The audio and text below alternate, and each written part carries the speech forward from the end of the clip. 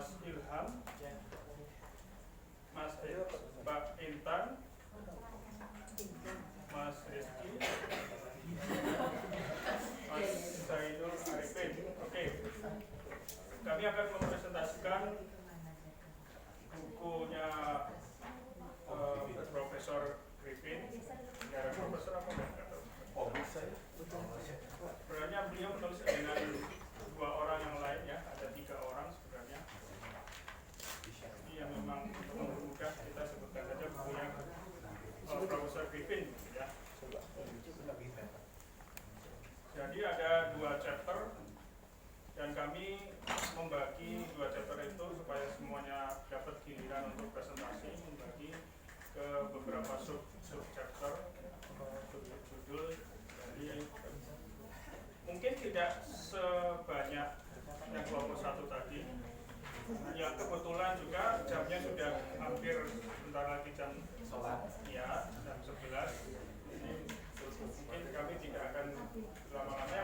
Yang terpenting adalah poinnya disampaikan ya, poin-poin pentingnya disampaikan.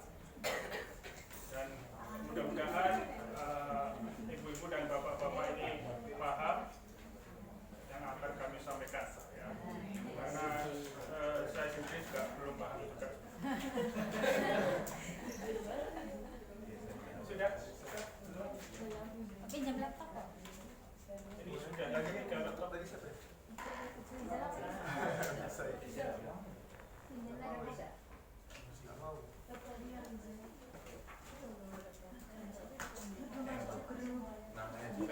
Oke, sambil menunggu kendala teknis ini diselesaikan. Ada jus teknis. Oh iya. Ya, oke.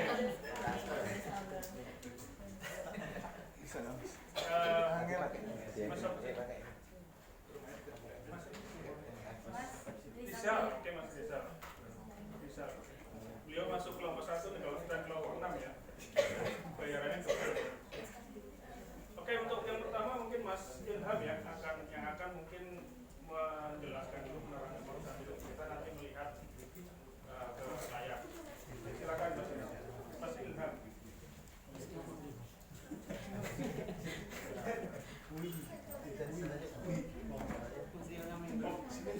Ini bukan Mas Ilham. Enggak apa-apa.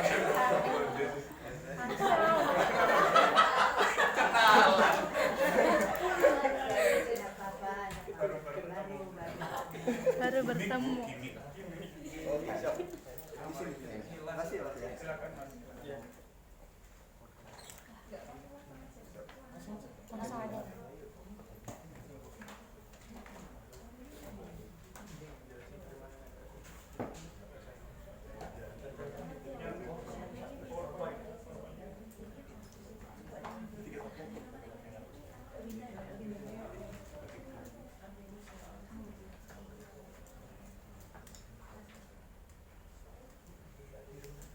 Ini Mas. Jangan terkenal Mas lagi YouTube kan. Iya.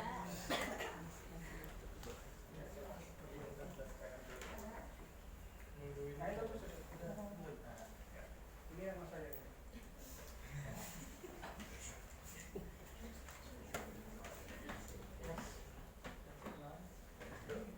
Kenalan lagi. Ini kita bahas bukunya A First Look of Communication dari Griffin. Nah, ini bagian saya ini. Yang pertama tuh apa itu komunikasi? Ini karena tadi sudah dijelasin juga kalau komunikasi itu definisinya memang susah. Ini dari Profesor Jennifer Elliott dari Michigan University bahkan bilang kalau tidak ada satupun esensi komunikasi yang mutlak yang cukup untuk menjelaskan fenomena yang kita pelajari.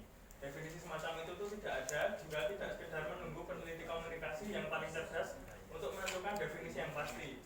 Ini maksudnya definisinya memang susah dan mau yang pinter pun juga nggak bakal bisa membuat definisi yang pasti menurut Profesor Jennifer Elliott.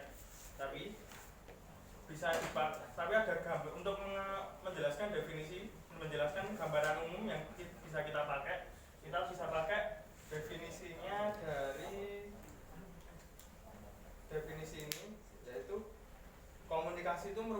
proses yang saling berhubungan dalam membuat dan mengartikan suatu pesan yang akan menghasilkan respon.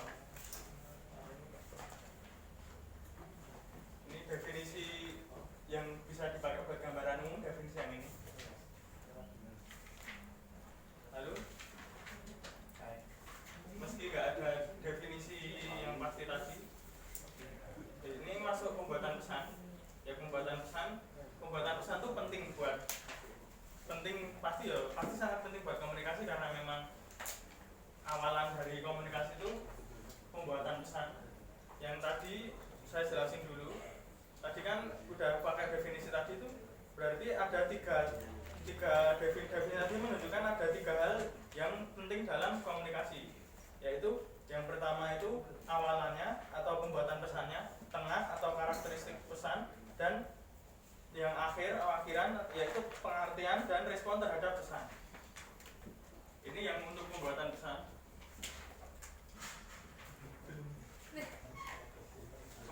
Terdapat 3 faktor yang menarik buat dipelajari dalam pembuatan pesan. Faktor yang pertama itu konteks. Jadi ketika para ahli mempelajari tentang pembuatan pesan, mereka tuh tertarik mengenai hal yang membentuk pilihan komunikasi kita. Faktor pertama itu konteks. Konteks di sini berarti alasan mengapa pembuatan pesan tersebut terjadi. Kenapa kita buat pesan yang ingin disampaikan kepada orang lain tadi. Kenapa kita ingin buat tes. Dan faktor kedua itu yang diperhatikan adalah hubungan antara komunikator. Hubungan antara komunikator juga akan mempengaruhi bagaimana pembuatan pesan kita. Jadi misal kita ngomong sama yang lebih muda, sama kita ngomong yang lebih tua, pasti berbeda nanti pilihan pesan yang akan kita buat. Dan faktor ketiga adalah tujuan dan motif internal atau motif yang ada dalam diri. Kalau kita buat pesan tuh pasti kita termotivasi oleh sesuatu yang ada dari dalam diri. Kita termotivasi kenapa kita kok membuat pesan ini, buat apa kita membuat pesan ini. Nah, ini kata pembuatan tuh menunjukkan, pembuatan pesan tadi itu menunjukkan bahwa isi dan bentuk dari suatu pesan itu biasanya dibangun, ditemukan, direncanakan, dibuat, dipilih atau diadopsi oleh komunikator. Salah satu dari istilah tersebut tuh di buku ini paling tidak itu sekali dipakai sekali oleh teori-teori di buku ini. Dan semua teori-teori tersebut mengimplikasikan bahwa komunikator secara sadar membuat pilihan bentuk dan isi pesan yang akan dibuat. Jadi apabila kita lebih menyadari sifat dan dampak dari pesan-pesan kita, maka kita akan lebih memiliki kemampuan untuk mengubah pesan yang mau kita buat tadi. Nah, ini menjadi alasan mengapa peningkatan kesadaran dari pesan tadi menjadi tujuan dari beberapa teori di buku ini. Tapi setiap teori tersebut bertujuan untuk meningkatkan pilihan komunikasi kita. Yang kedua, tentang karakteristik pesan. Nah, pesan merupakan inti dari penelitian dan praktek komunikasi. Profesor komunikasi dari University of Colorado yang namanya Robert Drake mengatakan bahwa komunikasi melibatkan berbicara dan mendengarkan, menulis dan membaca, menampilkan dan melihat, atau lebih umumnya lagi, melakukan apapun yang melibatkan pesan di media dan situasi apapun. Nah, ini dari definisi tadi dijelaskan bahwa komunikasi itu suatu proses yang relasional, yang pernah dijelaskan itu proses relasional atau proses yang saling berhubungan. Setiap peneliti komunikasi itu setuju bahwa pesan itu paling tidak memiliki 2 tingkatan. Tingkatan tersebut, tingkatan pertama itu content level atau tingkatan konten atau isi, serta relationship level atau tingkatan hubungan. Tingkatan konten atau isi itu berarti topik yang dibahas oleh pesan, sedangkan tingkatan hubungan mengkomunikasikan bahwa bagaimana seorang berpikir dan merasa terhadap orang lain yang menjadi lawan bicara mereka. Jadi ketika kita berkomunikasi terhadap seseorang itu, kita selain mengkomunikasikan tentang topik apa yang mau kita bahas, kita tuh juga mengkomunikasikan relasi atau hubungan kita sama orang itu. Jadi kita tidak bisa memahami sepenuhnya tentang komunikasi yang terjadi antara 2 orang apabila kita tidak mengetahui sifat-sifat hubungan yang terjalin antar mereka. Ketika kita berkomunikasi,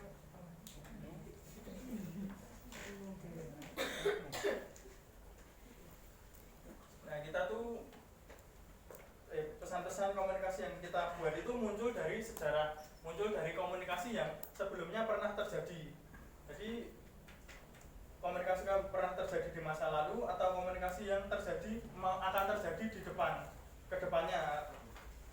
Jadi komunikasi yang kita lakukan saat ini itu ada karena komunikasi yang ada sebelumnya sama komunikasi yang akan terjadi di selanjutnya. Jadi itu yang disebut mengapa kok komunikasi itu saling berhubungan atau relasional. Alur komunikasi juga selalu berubah-ubah dan tidak akan pernah sama, dan cuma bisa dijelaskan melalui komunikasi yang terjadi sebelumnya dan yang akan datang. Nah itu mengapa kok komunikasi itu relasional, saling berhubungan. Sekian dulu dari saya. Baik, selanjutnya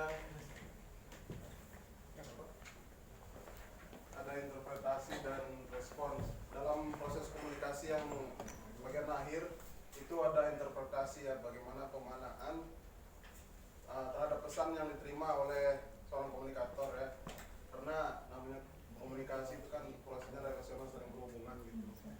Kemudian selanjutnya ada respon, yaitu reaksi atas pesan yang diterima. Jika ada interpretasi menurut Herbert Blumer gitu, menyatakan bahwa manusia bertindak terhadap orang atau benda berdasarkan makna yang mereka berikan kepada mereka, orang atau benda. Artinya ketika ada proses komunikasi yang terjadi, kita ada kemampuan tuh ketika menerima pesan itu untuk menafsirkan apa maksud dari pesan tadi gitu. Selanjutnya respon. Dance menyimpulkan, dia juga menginterpretasikan arti komunikasi secara luas, yang mendukung ada proses respon dalam komunikasi itu. Dia definisikan bahwa komunikasi itu memunculkan sebuah respon. Artinya ketika ada komunikator berbicara dengan objek, pasti objek ini juga merespon komunikasi itu dengan sebuah reaksi, entah itu ada reaksi kognitif atau emosi atau perilaku apapun yang bersifat reaktif gitu terhadap pesan yang diterima. Selanjutnya, apa itu teori dan fungsinya? Ahli teori komunikasi dari Universitas Arizona, Judy Bargon bilang tidak lebih dari sekumpulan dugaan yang sistematis tentang cara beroperasinya sesuatu hal. Artinya memang teori itu adalah kumpulan-kumpulan dugaan, tapi ya bukan dugaan hanya omong kosong gitu ya. Ada tindakan-tindakan ilmiah yang bisa mengukur itu sehingga bisa jadi acuan gitu. Kumpulan dugaan. Ini bagian satunya. Ya, fungsi teori itu secara besar ya untuk menyempurnakan suatu kegiatan atau hal-hal yang mungkin dulu sifatnya agak kurang efisien jadi lebih efisien, sederhananya begitu.